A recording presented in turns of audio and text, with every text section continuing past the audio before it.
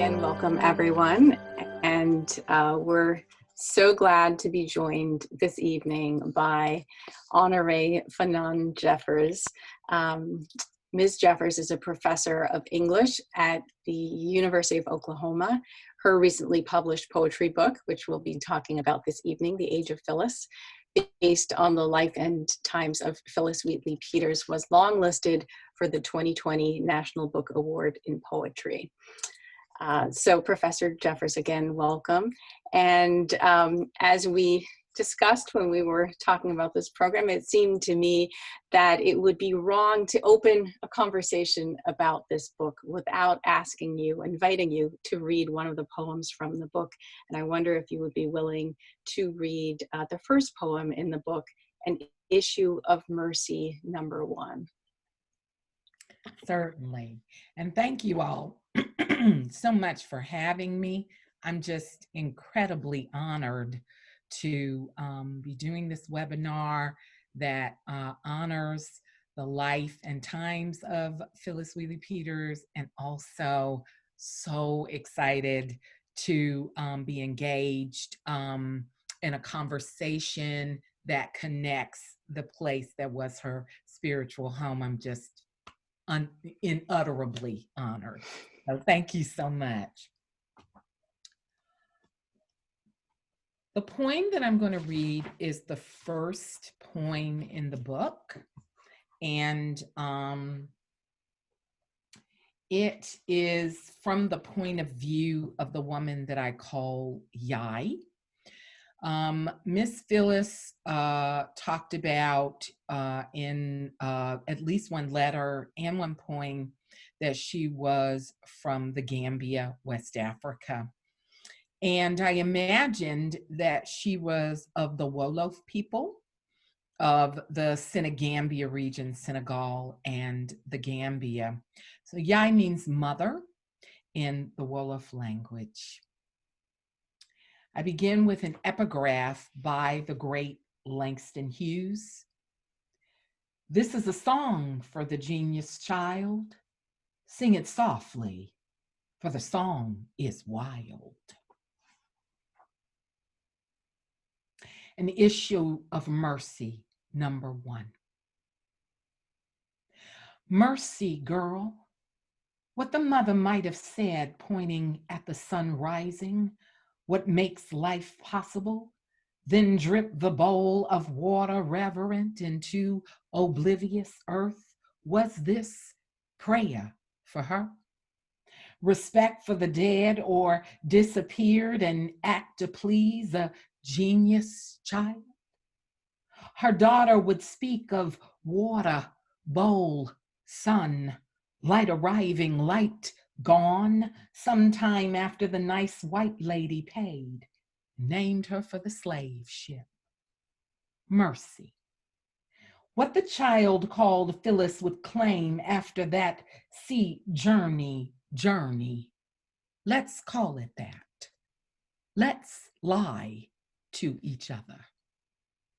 Not early descent into madness, naked travail among filth and rats. What got Phillis over that sea? What kept a stolen daughter? Perhaps it was mercy, dear reader. Mercy, dear brethren. Water, bowl, sun, a mothering God's milky sound, morning shards, and a mother wondered if her daughter forgot her real name, refused to envision the rest.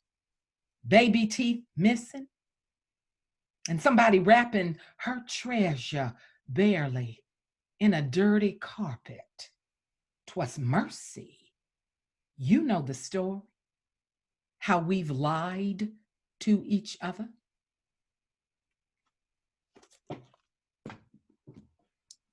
Oh, thank you. Yeah,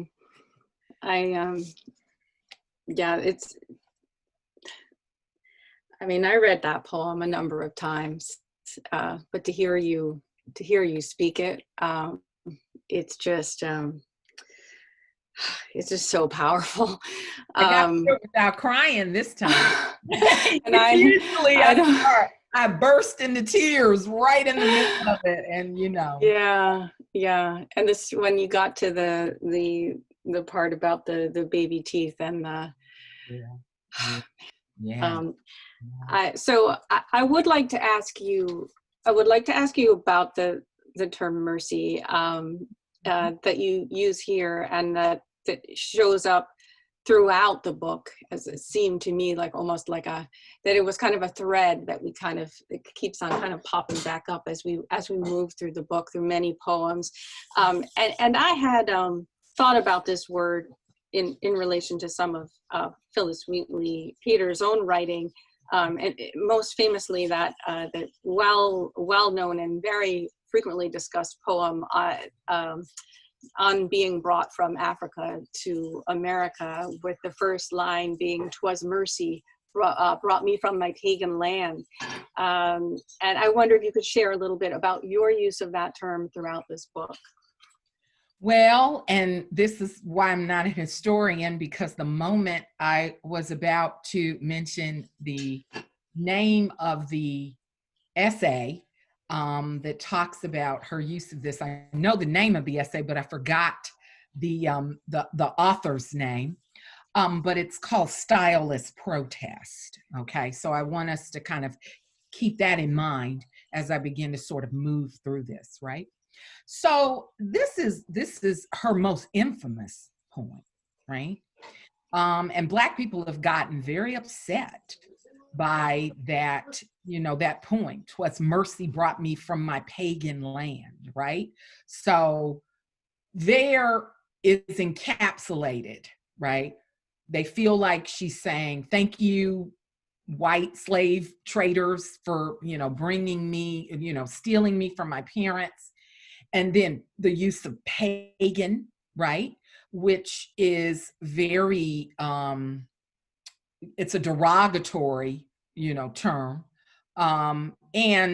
So while I was researching the book, took me 15 years to actually 16, but, because I was doing it right down to the wire. I read an essay called Stylist Protest in Phillis Wheatley's poetry. And one of the things that happens when you're finishing up a book and you're trying to make the book, trimmer, right? Because this is a big book, I inadvertently cut that essay out of the bibliography. But in that, I think his name is Lavernier, if I'm not mistaken. But in that essay, he talks about how Miss Phillis uses style, italics, quotation marks, right? So you notice that when she says, "'Twas mercy brought me from my italicized pagan land," and then later in quotation marks, it says, "Their color is a diabolic dye," right? What he argues is that those are not really her beliefs, that she's sort of, he doesn't use this term, of course, but she's sort of throwing a side eye toward, racists who don't think that Black people can, because at the end, she says, "Remember, Christians, Negroes black as Cain can be refined and joined by the angelic train." So she's saying, I'm going to heaven. And she's also using the word mercy as almost a testimony, from, an evangelical testimony, right? Which talks about, the Congregationalist church talks about, mercy and grace, right? So I had really always been turned off by that poem before I read that essay, right?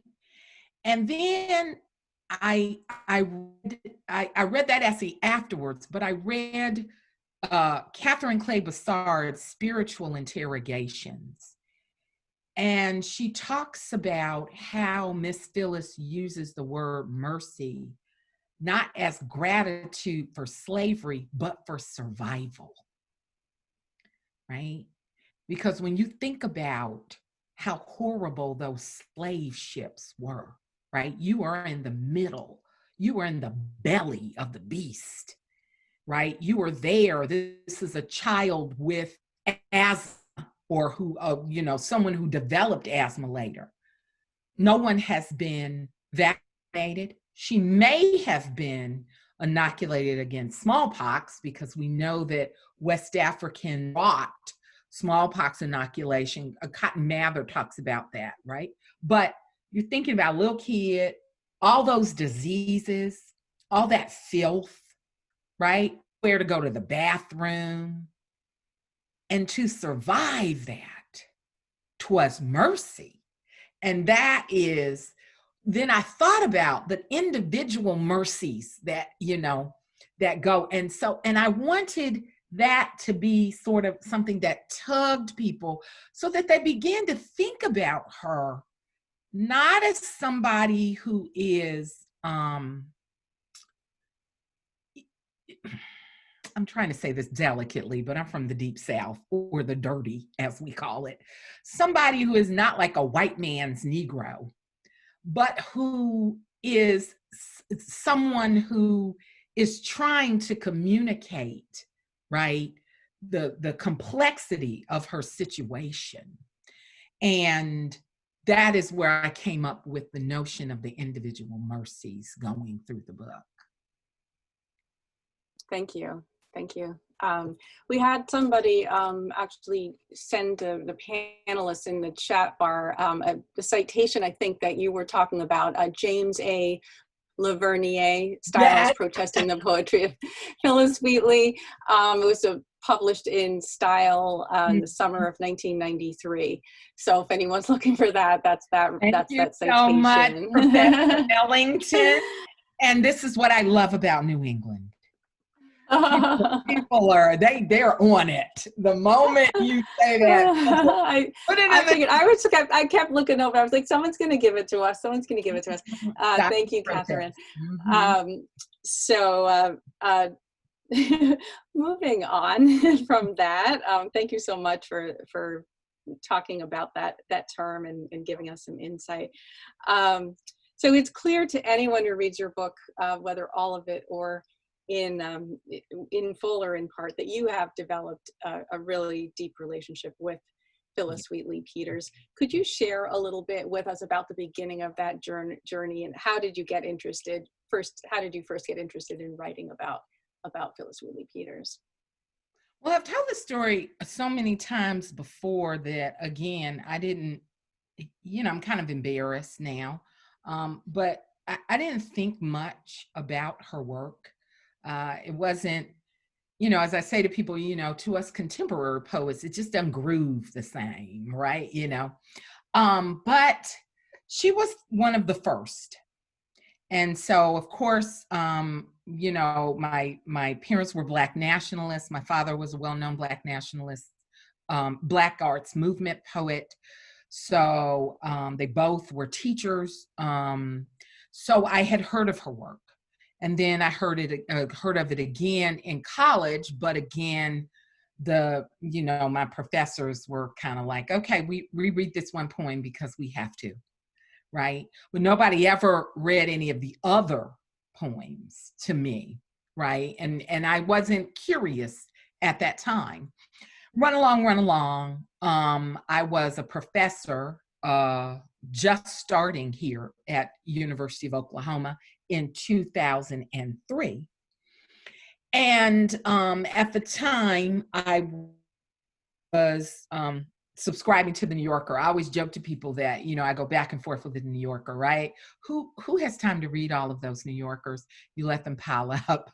But then every time you get ready to get rid of your subscription, something really good pops up, right? And that's what happened.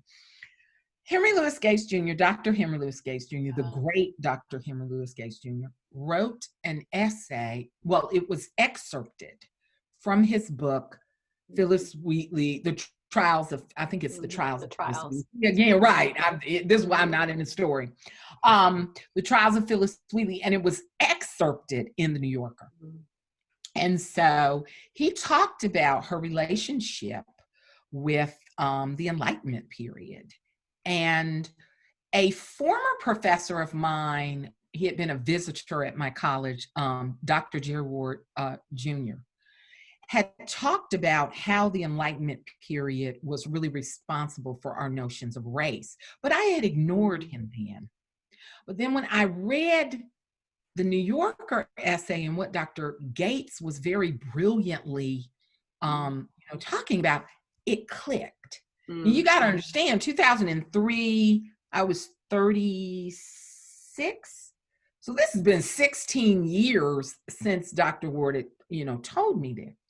And that sent me on a reading jag. I bought Dr. Gates's book, and then I went to Query 14 in Notes on the State of Virginia, right, by Thomas Jefferson. Then I got a translation of Immanuel Kant's observations on the feeling, the beautiful and sublime. Then I read, I forgot which book, I'm sure it's in my bibliography, David Hume. Basically, they were just saying the same thing, right? Where they ordered the races. And so I was like, and that just sent me down a rabbit hole, as I am wont to do. I'm child free, and I love to read. And that was right when the internet was starting to have everything, and I just started reading about it. And then run along.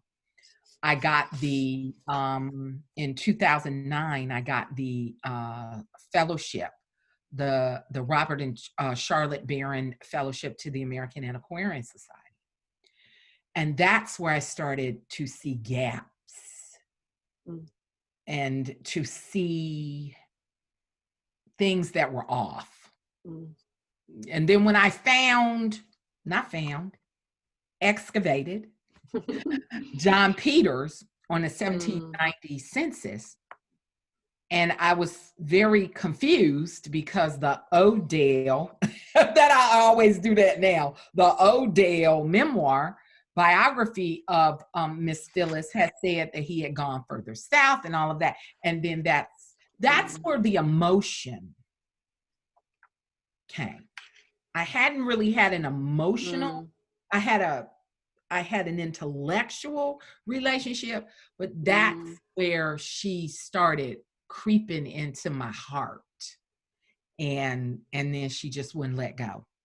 And then I said, I need to do right by her, because I'm, and I always say to people, I'm not criticizing other scholars. I'm an apprentice scholar. I'm not a, full scholar. I don't claim to be a master scholar.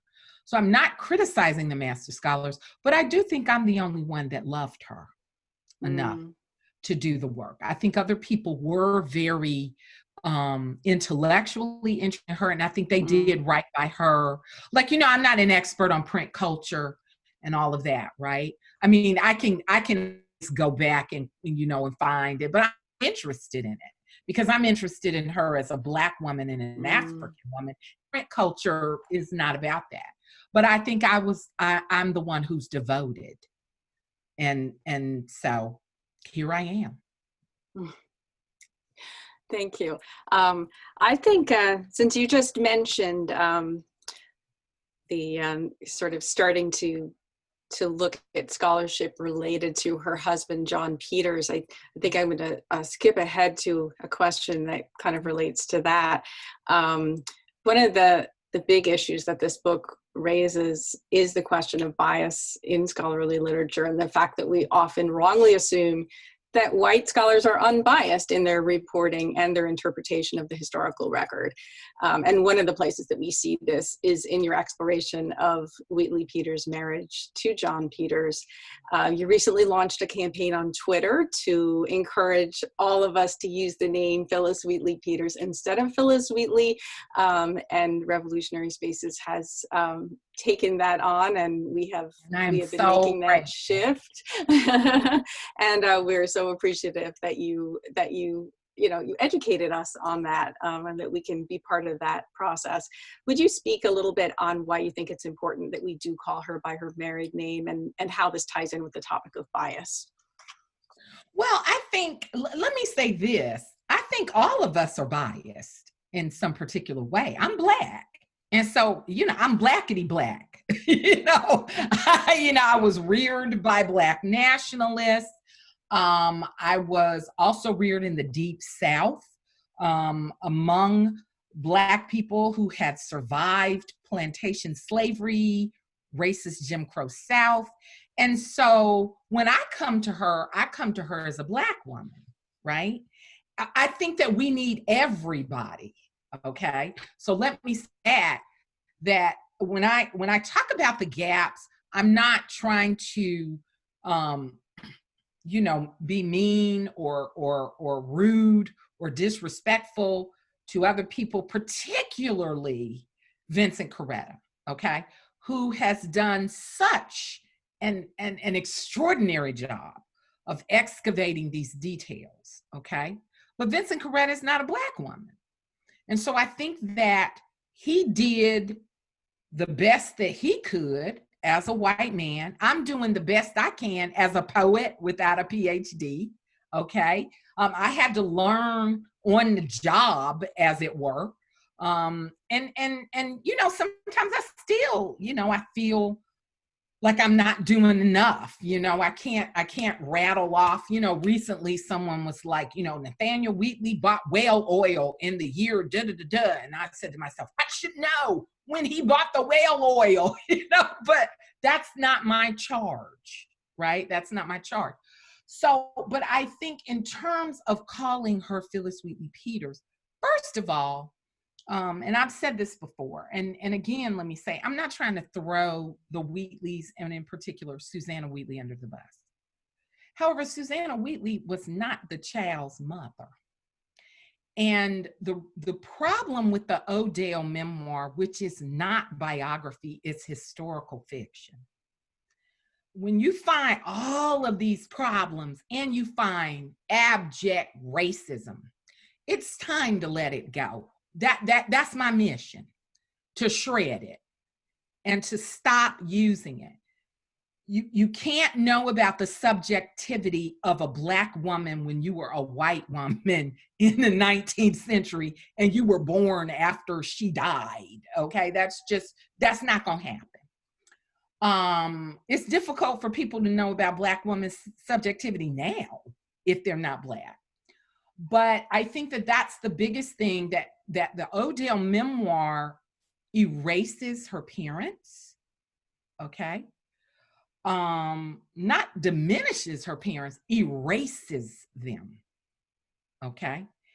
And what it does is it places Susanna Wheatley in the center of the discourse, so that after Susanna Wheatley dies, everything just goes south.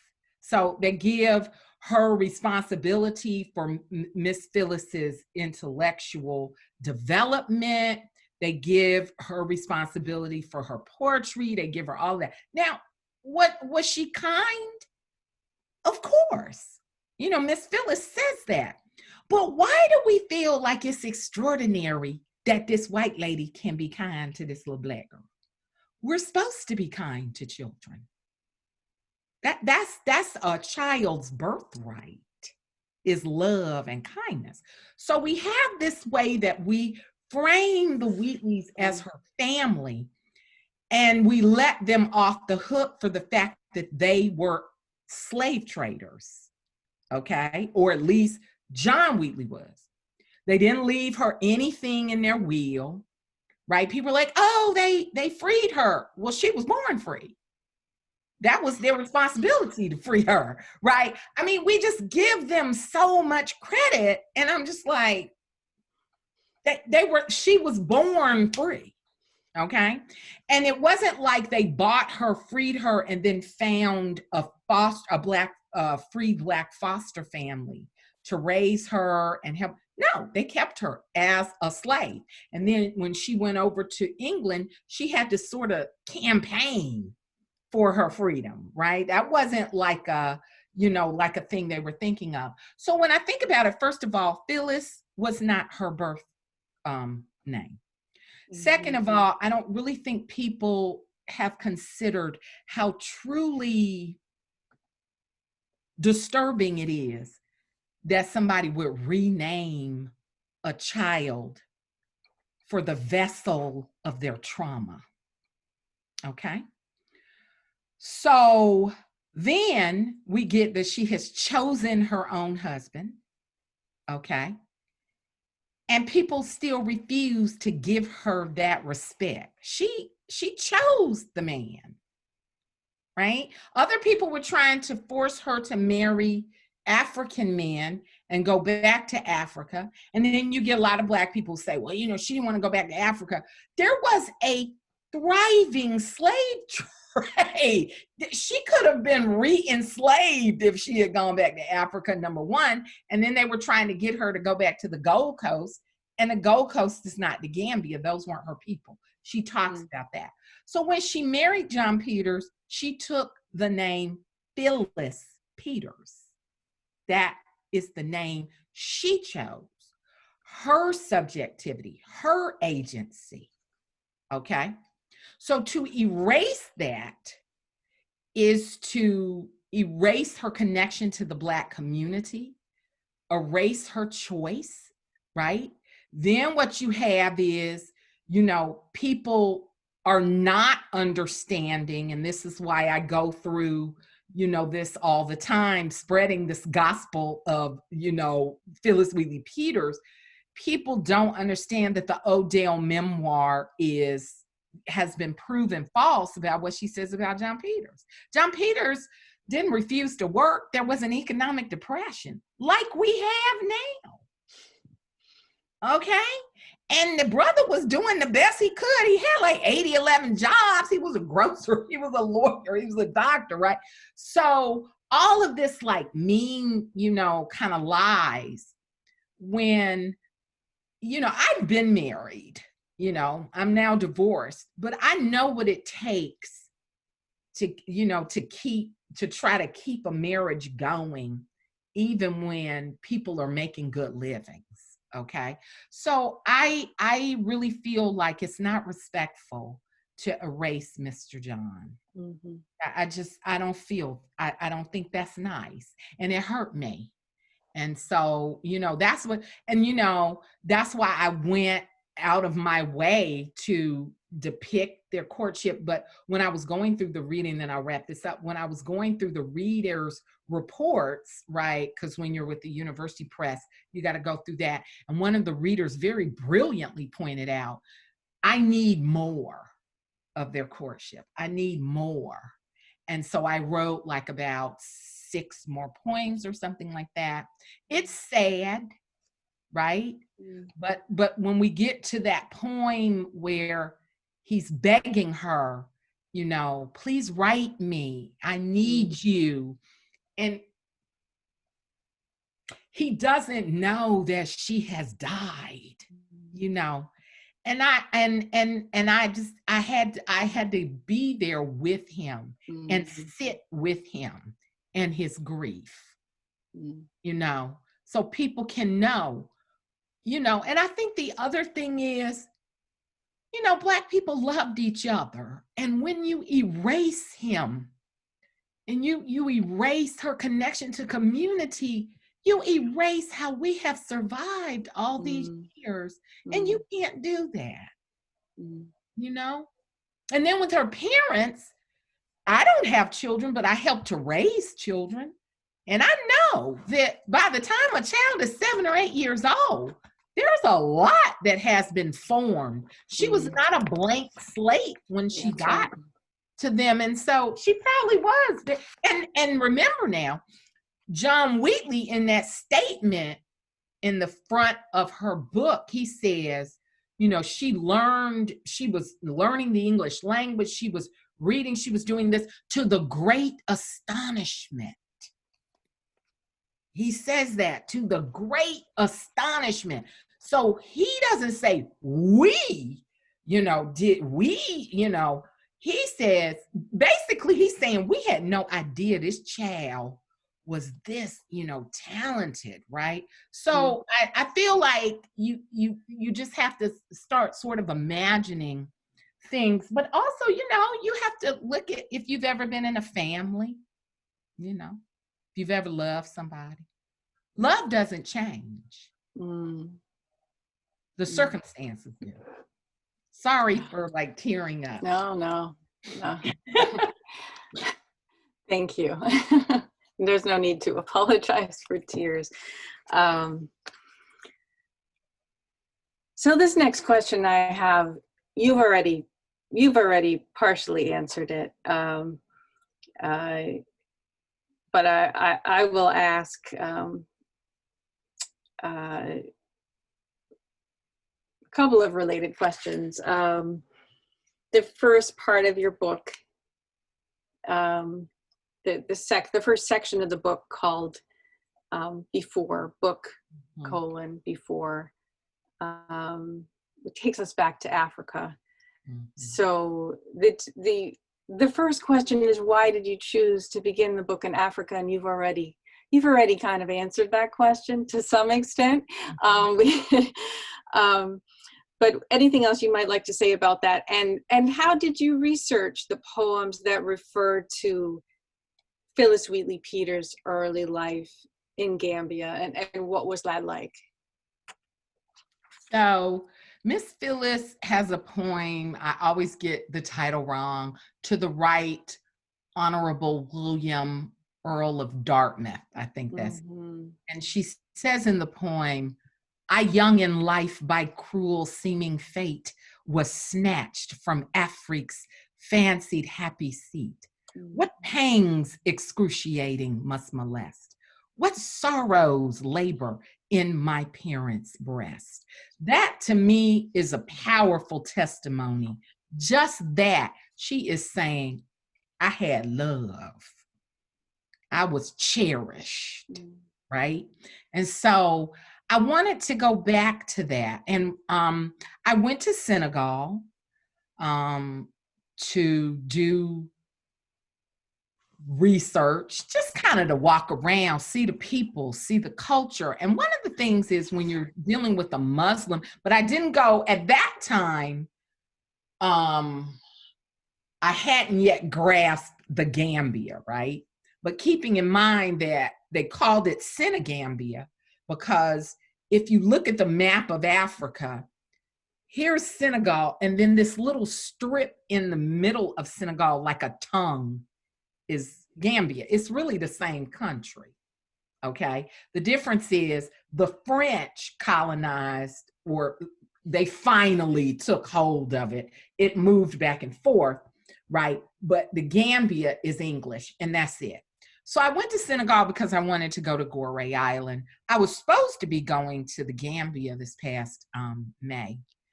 I had my ticket and everything, and then, I'll be there if God say the same. That's what my grandma always says. And in Senegal, they say, Inshallah, right? If God says the same. So when I was there, I saw little children, and I would see, dads, and they would, when they had little kids, they would carry the little kids up like that. Like, I made this, right? And it was cute. And I remember I would say to, fathers when I would see them, oh, your baby is so beautiful. And he would say, yes, I know. They were very, they were like, this is my baby. I made it, right? So I thought about that. And then I met a Senegalese man while I was there. So, and he was Muslim. And so he came over here when he was over here, and then we got married in London where I was doing research. And so I stayed in a Muslim household for like a month. And then when he came over here, so I knew, prayer times. Even now that we're divorced, my body still moves sometimes into prayer time, particularly during Ramadan. I say it's not going to happen this year, and then my eyes pop open at 4:30 because before sunrise. So I was able to sort of see the interaction. But it's the same interaction with everybody. Everybody, loves their little children, and they hug and they kiss and they that the little kids hide behind the mama's legs, and that kind of stuff, right? So, but I just kind of wanted to see it for myself. And then when I came back over here, I wanted my then husband to have a family of Wolof speakers because I knew he would be lonely here in Oklahoma. And my colleague here, Bala Saho, who's in the history department, he is not Wolof, he's Mandinka, but he speaks fluent Wolof. He's a very brilliant man. He's the former head archivist for the Gambian archives. Yeah. And he doesn't brag about it. And I'm like, you need to start bragging, But I would come into their house and they had little kids. And so I would see that. So, and that's the thing with African people, you never leave, right? You eat, you sit, you sit, you eat, you know what I'm saying? So I was able to sort of see that. And then I read, and then I leaped into the spaces, but I wanted to do that. I wanted to honor her parents and their sacrifice. I wanted people to know that they loved their little girl and that she loved them. And I had an earlier reader who said, why do we need all of this about the slave trade and Africa? The most important part is when she arrives in Massachusetts. And I said, everybody does that. Everybody erases her parents. I'm going to be the one that honors her parents. And, and I hope I did.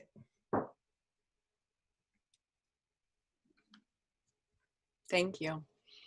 I'm looking in the chat bar and I see a question just popped in here. I wonder if we could just take a moment and jump over to this one. Just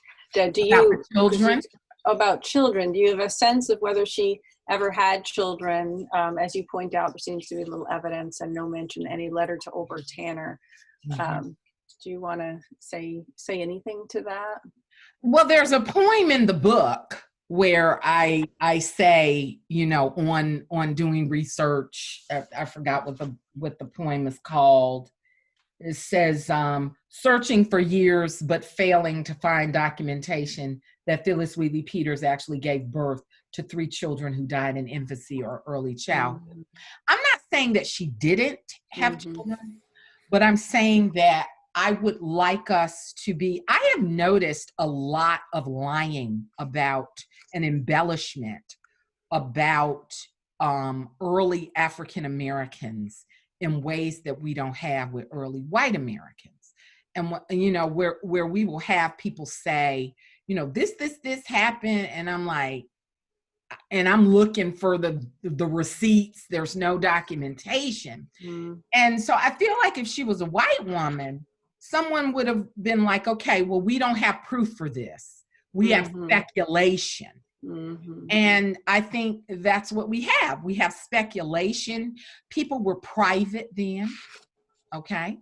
So if it was a preterm, if she was having preterm miscarriages, that might not, that wouldn't have been talked about. That was a private thing. We do know that when ladies had little kids that passed away, 18 months, 2 years old, 3 years old, a lot of times they would put, how old the little kids were on their gravestone. So we don't have any of that. We have no baptismal records. We have nothing. And I feel like since we don't have that, we need to stop saying she had 3 children and that she was buried with the 3rd one until we can find that saying, because would we do that? I mean, think about with Thomas Jefferson, how much it took for us to finally accept that he had assaulted Sally. I'm not laughing about the assault. I'm laughing because people are like, they were in love. You're like, okay, that's not how that was back then. But think about how much we had to have to say, okay, he was the father of at least, one of her children. We still don't even say that he was the father of all of those children, when the forensic evidence that Annette Gordon-Reed has put together shows us that more than likely, but we still, they still fight it. But with Black folks, I was doing research on Samba Bambara, the conspiracy of Samba Bambara in Louisiana, and I found all of this embellishment. And then when I went to the primary text, none of that was there. And so people just add stuff. And I think they feel like they can do that with Black people and Native American people too, in ways that they wouldn't do with white people. So no, we don't. We do not have any baptismal records. But remember now, somebody's always finding something in their attic. So never say never, but I feel like until we have it, we can't, say so. And then someone says, how do you feel about her burial being unmarked? Do you think the city of Boston should do more to honor her? Well, many African Americans were buried in unmarked graves. That hurts me. I can't say it doesn't. It hurts. But I think that Boston is doing a lot. What I will say is this, as gracefully as I can. I do think that white Massachusetts has treated Phillis Wheatley Peters as if she is still property. I remember being denied initially the right to see her letters when I was a fellow at the American Antiquarian Society, when I went to the Massachusetts Historical Society with my fellow's badge and with the phone numbers of the people in the administration of the American Antiquarian Society, and being told by the librarian in the reading room, we don't let just anybody see the Phillis Wheatley letters. And then I caused a scene. And then they let me see the letters under supervision. And that was fine. But I do feel, and this has been talked about a lot. There's an article that my colleague, Derek Spires, told me about, archiving while Black. So this is a big problem, but I do feel like this sort of attitude that she's the purview of white people, right? She belongs to white people. But I feel like revolutionary spaces, and I'm not just saying this, people who know me say, if I had a problem with you, I would say right now. But I feel like revolutionary spaces is doing some really excellent work, great work, right? To sort of open her legacy and other early African Americans' legacy. And I feel like that's my role. Other people's role is to know the minutiae, right? And the whale oil and every single citation for where each version of her poem came. And I think that's beautiful. My job is to make sure that we know that this was an African woman. She had African friends, right? Tara Bynum has done fabulous work talking about Miss Phillis had a whole community of friends in Newport, Rhode Island. So I think that's the thing. I think that but I also think that this attitude that she is the purview of white people comes straight from that Odell memoir. Mm. They have no Black people. The only Black person is John Peters, who is vilified. They don't talk about her friend. They don't do any of that. So that for me was my role, to have like a community, and I do that symbolically as well as actually. Thank you. We have before we go to that a question just popped in. I wanted to make sure that we at least you could have a couple of minutes to touch upon this question that we spent some time talking about when you and I had a recent conversation, and that is how Wheatley Peters and her story is part of a long history of Black people and Black women in particular being highly publicly engaged. And this trajectory is clearly visible in the present, for example, in Black women's mobilization in the months leading to the recent election. Would you like to speak a little bit about her part in this story? Sure would. I think that Black women have always taken a back seat, right? That we have always provided these sort of support roles, right?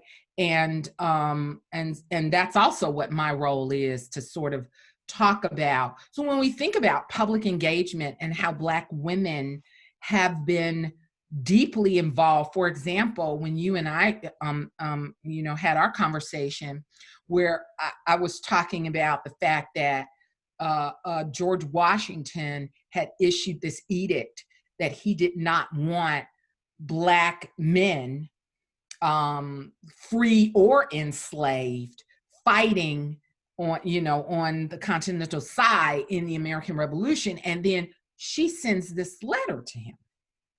She doesn't say, hey, why aren't you letting the bros, fight? But she's like, oh, you're so great. And, and I wrote you this poem and, da-da-da-da. And then he writes her back and he calls her Mrs. Phillis, which is a huge deal. Okay, this man was a slaveholder, and then he's addressing this she's no longer enslaved, this formerly enslaved Black woman as Mrs., right? Giving her an honorific, which is a big deal, right? And then the next thing you know, he's like, I guess we could let free Black men, fight. And we'll never know, but that is a huge coincidence, right? That she writes him and she's just, slobbering all over him, doing her little woo-woo thing. And then right. And so when we look at, for example, we look at Black women in public life, and we see Black women have been the most loyal Democrat voters, in the Democratic Party. We have been we're like 91%. Nobody else. Us. We hold it down. And we, and that's why Barack Obama was always kissing the cheek of some old Black lady, because those Black ladies got behind him. I remember when he was running for president, and my mother was a Hillary Clinton supporter. And I said, Mama, he's going to win. And she said, there's no way he can win. I said, Mama, I had a dream. That he was going to, we come from like Rudy, people. And she said, you had a dream? I said, yes, ma'am, I had a dream. She said, okay. She started giving money for the first time, I think. She was a voting rights activist when I was a little girl. Okay. And that's what Black women would do. They fry some chicken, they bring people in, they come, they have all of that. And the men would take credit. So it made me feel so good to see Sister Stacey Abrams out there in front, getting her due, you know, because yeah. So when you think about Mrs. Belinda Sutton, when she petitions for the pension that her former master had left her, right? Or you think about Mumbet, okay? And how right after her court case, slavery was abolished in Massachusetts. And you think about Negro Club women. We were joking about that because I had my hair in the Negro Club women look. You think about all of these Black women that have been doing stuff behind the scenes. I think that legacy begins not only with Miss Phillis, but with unnamed, you know, with Black women. Fannie Lou Hamer. Thank you, Ms. Angie Chapman. Fannie Lou Hamer, you know, the great Fannie Lou Hamer, right? And I would be remiss if I hadn't called her name because I am from the Deep South. So when you think about that, you think about all of those women who haven't been, their names haven't been spoken, but they did that work, you know. Yes. Thank you. So I see we're running out of time.